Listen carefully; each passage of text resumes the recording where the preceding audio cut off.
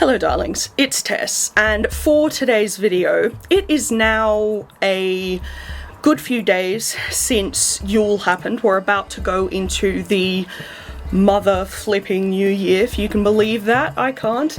But I have a number of things that I did just before Yule and during it that I obviously want to show you. I will give you a look at my Yule altar, my Yule Art Witch altar.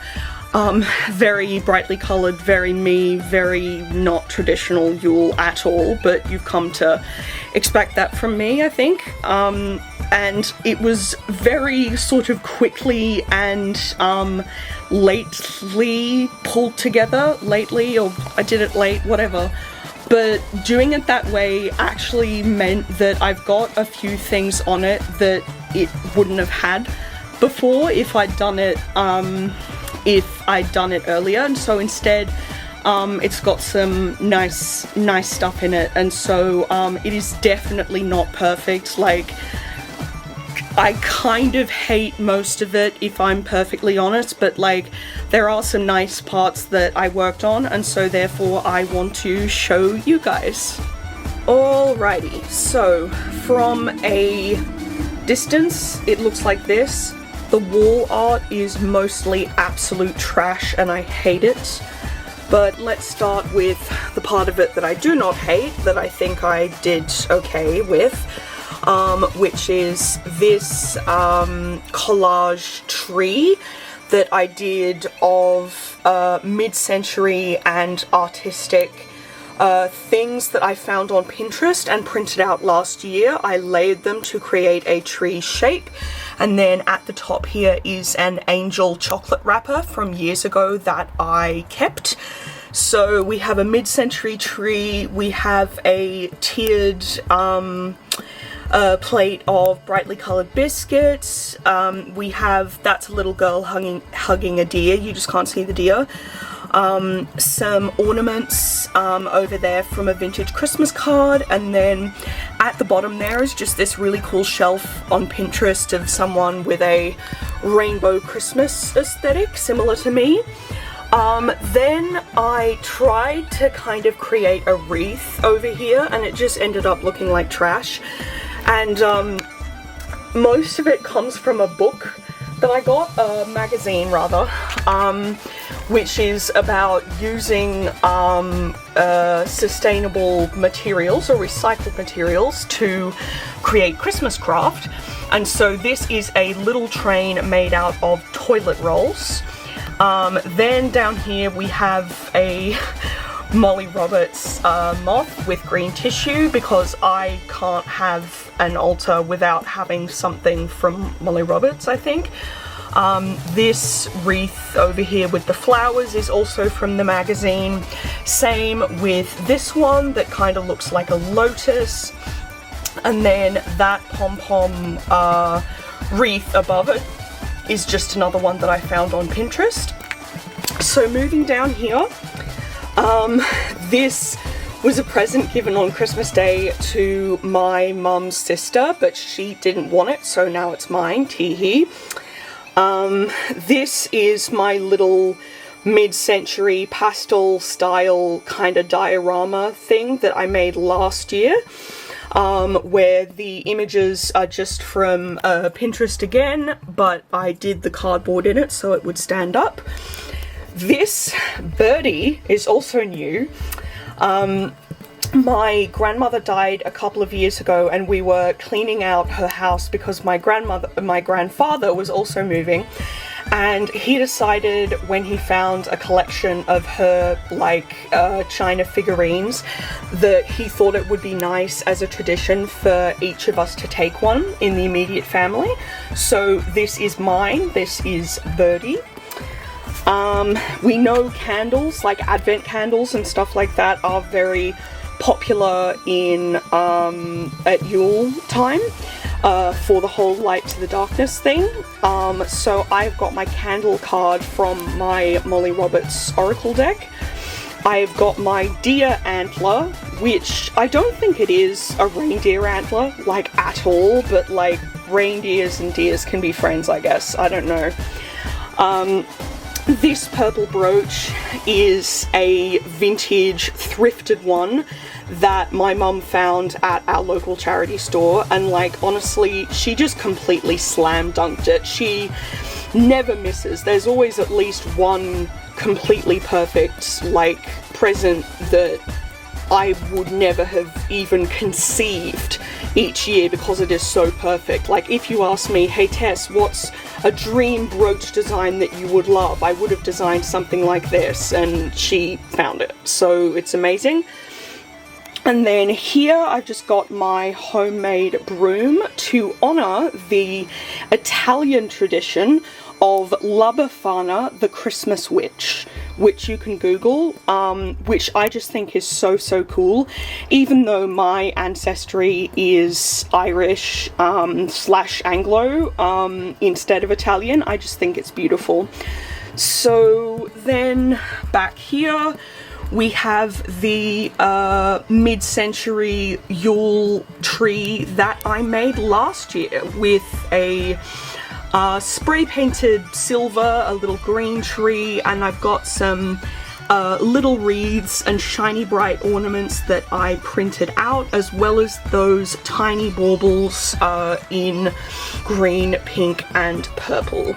So if you guys want a close look at this tree, you can check out the video where I made it last year. So that is my Art Magic altar. Very, very imperfect, very much not one of my best ones, so next year I am very, very determined to nail it. You've already seen me do some DIY present making in a video before this, but I needed to do some more even after that. First up was this stocking for a medical centre that my family likes to donate to. There is a history of doctors in my family, and so we are associated for that reason. And we like to donate to the place, and so here I am making one of my signature stockings. You guys have seen me make one before. I couldn't find my yarn, so I put these ribbons at the end so that when I folded them over it would look like, you know, thick stitches or something. I ended up not really liking how it looked, but the rest of it was okay. I got out the rest of my coloured yarn and all of my gems and all of my sequins and just went to town like I usually do. And then by the end, I'd folded the ribbons over. I went back over the little ornament dots that I had put on the tree, as well as the name of the centre, Queen's Road, to be nice and bright. And I hope they really liked it. And it is actually open, so they can put real treats in it. So that was very, very nice for me to see. Next DIY present is another vinyl LP mandala, this time for my uncle. I didn't make it a harvest thing because he isn't quite the witchy type like my dad. I made it black and red, duo colour, to represent his two sons. He has two boys. And then the mandala in the middle began with a 5-pointed star. It seemed like a good idea just when I was doing it, and then I realised that I was kind of channeling the 5 siblings of him and mum and their 3 others. I then set about creating a centrepiece for our dinner table. So I spray painted this box red and hit it with some tinsel on the sides and a little bit on the surface. And then there was a spot at the top to put my little red Christmas tree. So me and Mom decided on a red palette, and then she got some of our decorations that you can see here, like the reindeers and the little Santa and stuff, to create this whole kind of pile of them underneath the tree, which I think is really, really cool. And one that I especially like is this Venetian mask showstopper down here.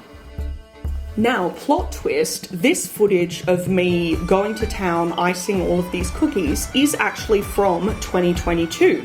I found it recently on one of my drives, And not only did I completely forget that I had filmed this footage, but I forgot that I had iced these cookies in any way whatsoever a few years ago. Like, I just completely forgot. And as I said, I completely went to town and I tried my hardest, and I'm very proud of myself. So these aren't from this year, but before I introduce my biscuits from this year, I thought I would just give you guys this little look into how extra I can be in many different ways, including with icing.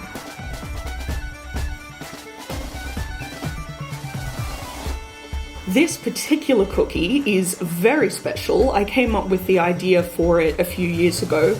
I basically put white icing onto a round cookie, and then I used this gel stuff with a fine point tip to create the brush.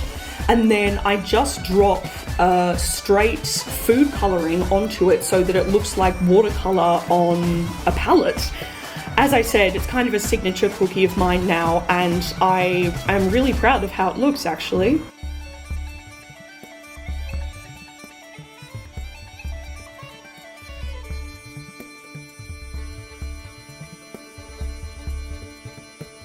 Now, onto this year's cookies. I decided to up my game and do something different by having stained glass stars, which is basically, I make the gingerbread, I cut it into stars, and then I cut a hole with an apple corer into the middle, and I drop in some crushed hard candy or boiled sweets, the stuff that is really hard to break with your teeth, and so you shouldn't. I had to bang it so hard to crush it up. Yeah, there's the apple corer. But you put it into the oven and it melts, as you can see, and I was very, very glad that it worked. I was very happy. So I had to put it in these plastic bags, the way I always do for the neighbours because of hygiene. I made some new signs because it was a new recipe with new ingredients, so I wanted to make sure I said so in case anyone had allergens.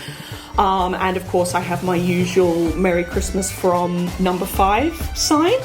So I sat around bagging them up and twist-tied them into this cute little situation with some red and green and silver pipe cleaner to tie up the bag. And then the box that they were going to go in was a shoebox, but I wanted it to be more Christmassy, so I hit it with some red spray paint, just like I hit the centerpiece box with red spray paint. There it is there. It has been my MVP this particular Christmas season. I love it. So I hit that box with the spray paint, waited for it to dry, and then snuck out.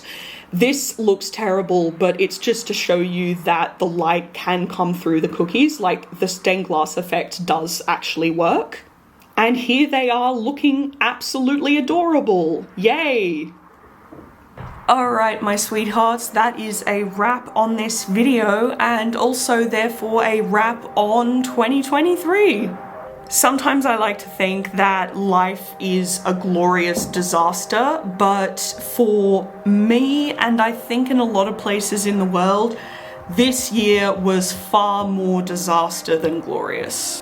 I am endlessly grateful for my loved ones. I am grateful to live in a country in which some very specific things are good and are going my way, because there's things wrong with everywhere in the world, capitalism. But in Australia, for example, we are not getting bombed every minute. How about that? And we have a healthcare system in place that is good enough that if you are ill, like me in some way, celiac disease, anxiety, whatever, you are actually helped a little bit. You're not completely on your own like in other places where there is no medical insurance or health system or anything like that. So I am very particularly grateful for that, because I know I should be.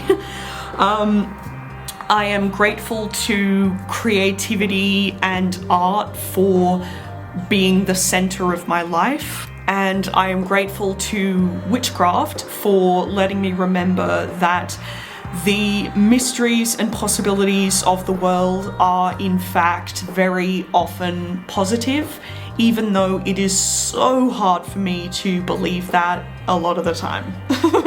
I have done a lot of surviving these past few years, and I'm very, very ready.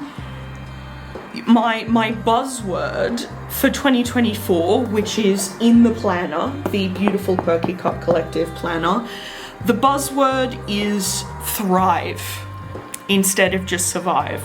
I want to thrive, y'all. So I will make that happen if it means swimming 50 kilometers in shark-infested water. That's the most Australian metaphor I've ever used. But like, yeah, I will fight for that. I am fighting so hard this year for things to, in certain areas, if they were positive in 2023, then obviously I'm going to keep them. But in other areas that were bad, no, bye. You're not following me into this new year. Anyway, the other thing I'm grateful for, which seems so weird, is you. I don't care how many there are of you numerically, I still get lovely comments and some likes, and that's enough for me. I started this channel however many years ago on a complete whim, and I continue not for a dream of high numbers, but because it's fun. With this few subs and after this many years, do you really think I'd still be doing it if it wasn't fun? It's one of only 3 things that I do completely for my own enjoyment. Personal craft, witchcraft, and this.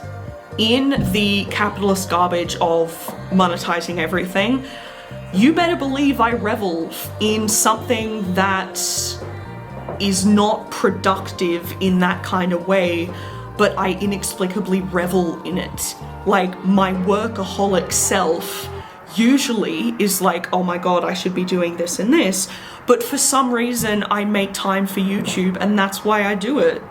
It seems so stupid that a social media platform is so important for me psychologically, but here we are. I don't believe in New Year, New Me. I believe in New Year, better you, because it's not like everything that you were before is some kind of pile of garbage that needs to be completely replaced. Like, there is always parts of you that have got you this far that you need to retain. So when that comes to my channel, I have never meant it more when I say, please subscribe, because in 2024 we got some good things coming. I want to keep making the videos that I usually do, which is like magic and creative stuff and vlogs, but I also want to introduce some new video types that I'm really excited about, some of which are ideas that I've actually had since the beginning of my channel, but I've never really gotten around to them, and now I see out there that people are now making similar videos than these ideas I had so long ago, and it's like, well, if they can, I can too. So that's really great. We're going bigger and better and more positive than ever this year. So please stick around and join our little gang. I hope you have a safe and thrivey new year yourself, and I will see you in 2024. And as always, I love you. Keep going.